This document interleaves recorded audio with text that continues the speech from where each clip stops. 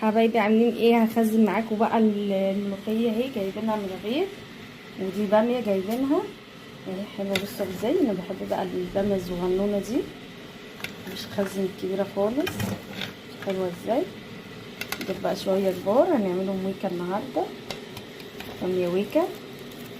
دي بعملها بلحمه مفرومه، بعملها بلحمه تقليه.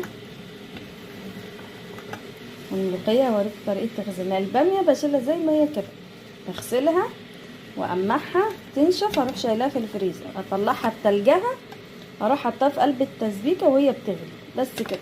ولا بعملها بميه مغليه ولا بغليها ولا احط ليمون ولا اي حاجه، زي ما هي بتفضل خضره زي ما هي. اهم حاجه نطلعها بالتلج بتاعها، نحطها على الحاجه اللي بتغلي الصلصه بتاعتها. الباميه طلعوا كيسين معايا، كيلو عملتهم على كيسين.